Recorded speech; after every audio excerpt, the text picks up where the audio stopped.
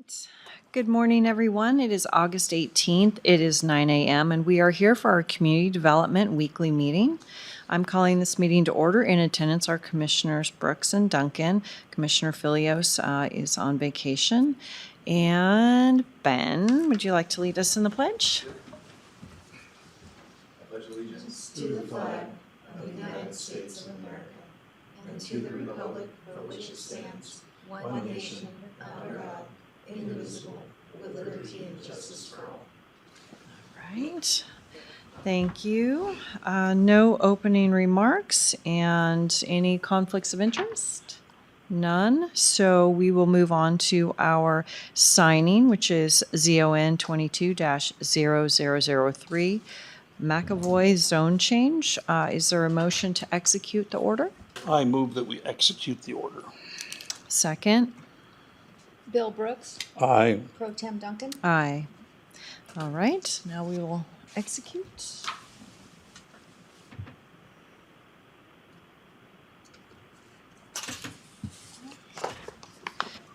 All right, now on to our business section of our meeting and our, that was an on-off. Pat, is that you? Oh, well, it might have been. Okay, our first business item is consideration of moving BOCC evening hearings to 4 o'clock rather than 6 o'clock. And David, will you?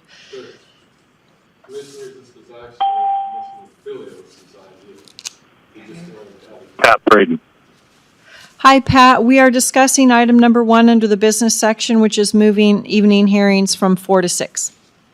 I'm sorry, from 6 to 4. 6 to 4. Yes. Right. And Okay. Pat, this was actually Chris's idea just for discussion purposes. Because Chris has heard me talk about other places I've worked, like Dallas or Boulder. Does David have his mic on? He does not. Thank you, Pat. But you didn't miss anything. The short version is there are other municipalities who start. Perfect. I can hear you now. Okay, good. All right. I dare say probably even some of our sister municipalities around here start in the middle of the day because it's common. The notion is that you do business all day long, that you ought to be able to do public hearings during the day, and that the public can just come and get used to having to get off from work. That works frankly better in my experience in a big city where there's millions of people and people are accustomed to that sort of ebb and flow. Not so much, I'm concerned, in a rural community or a resort community like ours. But I thought since it's real common around the country to start in the middle of the day for public hearings, or at least earlier than we've been starting, I thought it was useful to bring it for you and just have a discussion. Somebody should mute their mic if you're not actively. Thank you. I guess not. Yeah. Hi, who's ever on the line, can you mute? Thank you. Oh, that was you. No. No, I think it was on the line.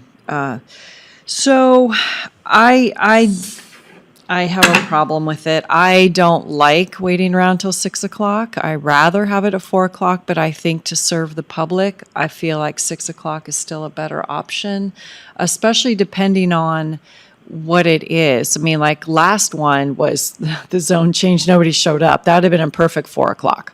But you typically do those at 9 a.m. if you know that there's not going to be anybody anyway. Right. So I would prefer to keep it at 6 o'clock now. I do understand Chairman Filios's desire. And, you know, like I said, if it was just me, I would say I would like 4 o'clock. But with the citizens, I don't think that's really fair. Because I already get complaints now about the 2 o'clock business meeting and all the other meetings that we have that, you know, people are not available to. So, Bill, what's your thought on that? I think whatever we decide to do, we should give people about 90 days notice, published in the newspaper. I'm serious. Published in the newspaper so they know. Because we've been doing it at 6 for so long. I don't have a problem with 4. I don't have a problem with moving the business meeting until 6. How do you think that would play? Are we supposed to be speaking? No, it's not public comment. Who is this? This is Barb Neal. I'm on the line, and we don't have any input at this point. Not yet. I haven't called for public comment yet. So Okay. I think using that logic, we should have business meetings at 6. And I have no problem with that myself. We'd have a lot more participation from the citizenry. Yep, that's an idea. We'd have to change our ordinance. We'd have to pass a new ordinance and go through that 28 days and whatever that requirement is. So at this point, I would be more in favor of leaving everything the same until January when we have a new board member who may have different input at this point. So that's where I stand at that point. So, Doesn't make a lot of difference to me. okay. All right. I think that is, we're not changing anything. Yeah. All right. So Barb, did you have comment on this item?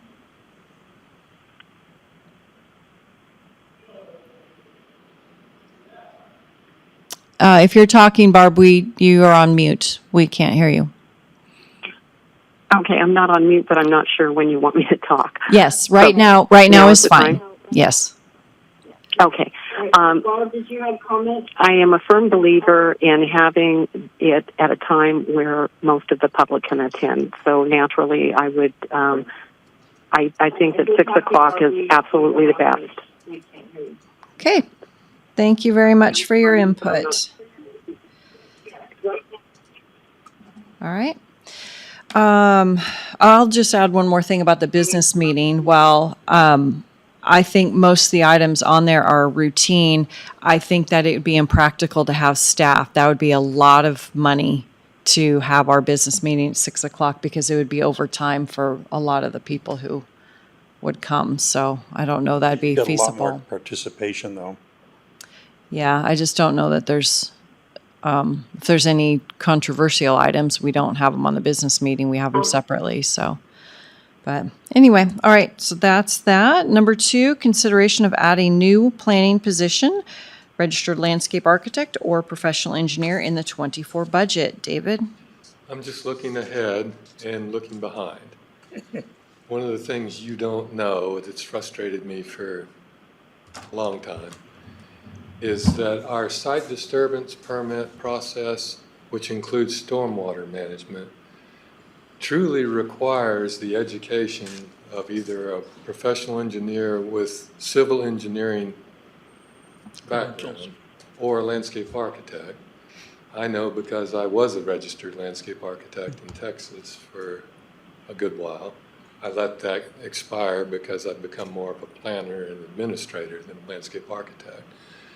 But I can tell you that there's 2 full semesters of college level education that are minimally necessary to do the sort of work that our site disturbance permit and stormwater permitting regs require. So it's always worried me that our planners are looking at plans we get from professionals and sometimes not so professional people and signing off on it. There have been cases where I've had to retract and take it to Ashley Williams, who is a professional engineer who specializes in this, and get us the right information.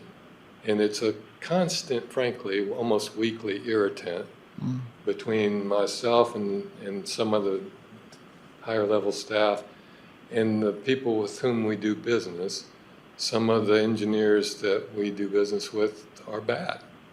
They give us routinely flawed projects. I've watched Ben send it back as much as 12 times to one professional engineer trying to get the right information out of them.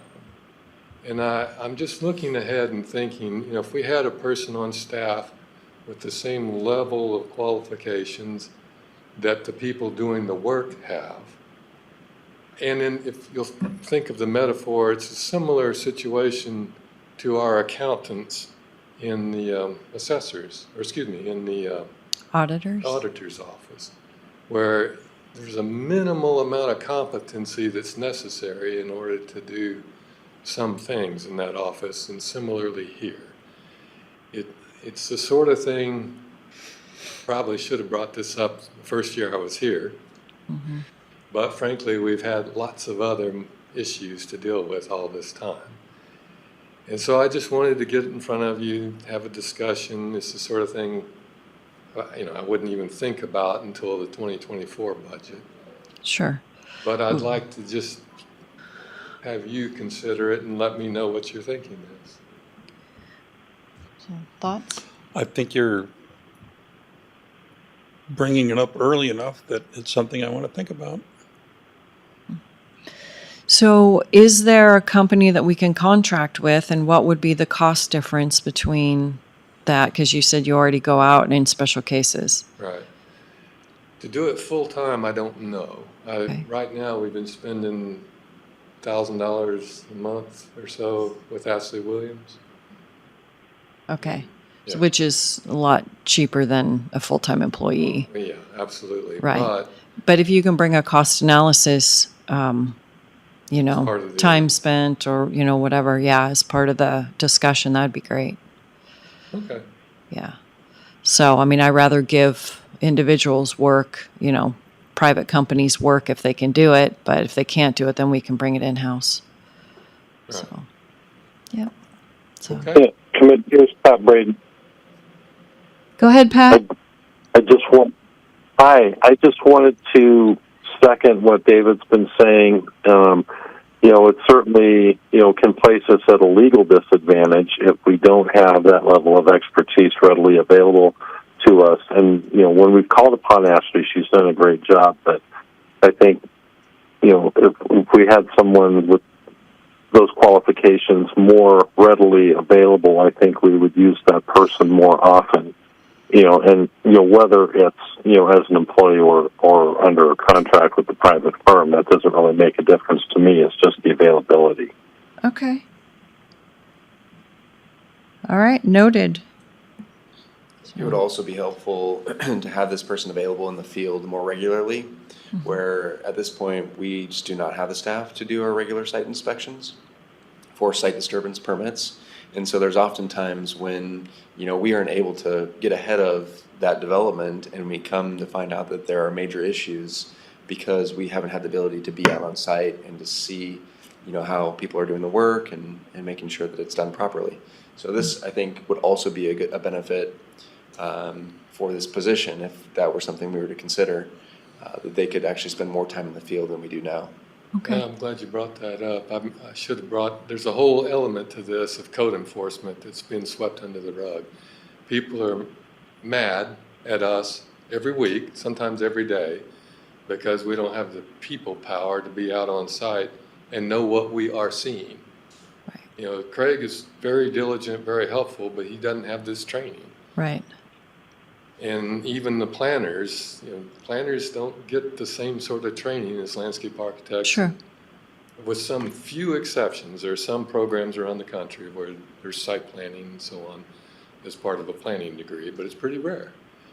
And so, again, it would be really helpful from a code enforcement standpoint, when we get a call, which is, Craig can tell you every week, sometimes every day, that someone's violating our site disturbance ordinance or grading without a permit, be able to go out there and say, yeah, that's more than 15%. Yes, it's more than 50 cubic yards. Here's a stop work. Okay. So thanks for letting me kvetch. Yeah, absolutely. All right. Is that all on that subject? Okay. Bill, anything further? Nope. All Thank right. you. Anybody else on the line? Okay. Not hearing anybody. It is 9:14 and this meeting's adjourned.